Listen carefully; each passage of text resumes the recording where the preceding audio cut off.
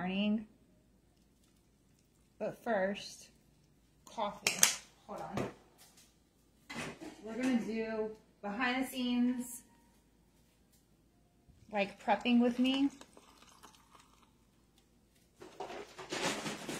And I'm going to show you tips that, you know, when I am doing a fridge clean out, I need to go to Publix and they have some things else I want to grab. And before I go, I need to clean my veggie drawer out before I restock it.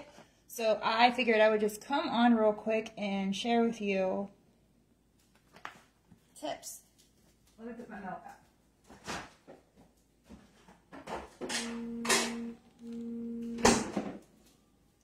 Let's do a little pumpkin today.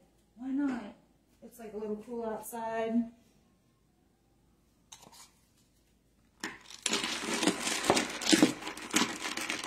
Okay. Okay. I haven't made my coffee yet. So coffee, now we're good. That's how I make my morning coffee pretty much every morning when I come home from taking AJ to school. I usually have the hot coffee that I made at 5:30. I end up sipping on and don't drink half of it, and then I'll come home and make iced coffee. Yeah. Okay, so I was cleaning out my veggie drawer, and this is what I have on hand. So my veggies will always kind of like be different, but I pretty much always have the same thing. So I've got some celery. So here's how I keep it in the fridge.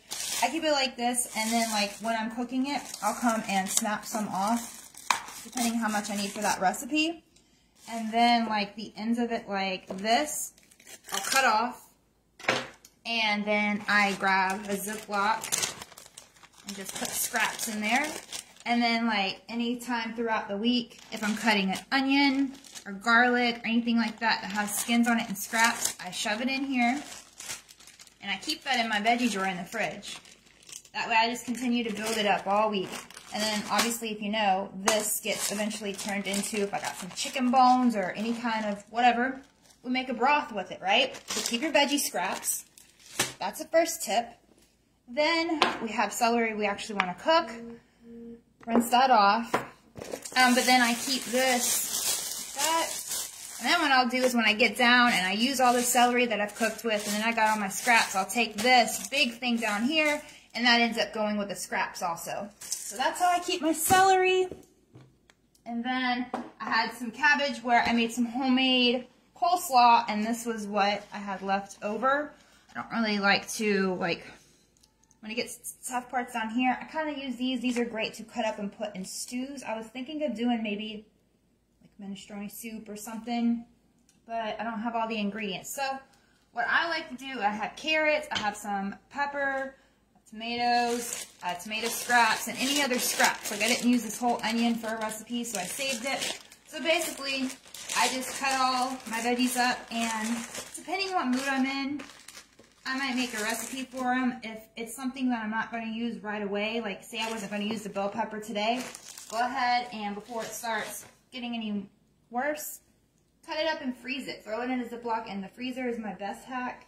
I always do that. That way I'm not wasting any food. Or you can do veggie soup. It's that time of year where you can get the crock pot out and you can just throw stuff in, and anything is going to be a delicious meal in no time. So I love this time of year. I like doing like stews or soups.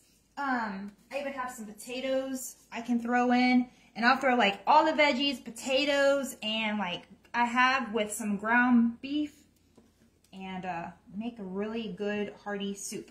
So anyways, I'm going to chop up all my veggies and clean my veggie drawer out.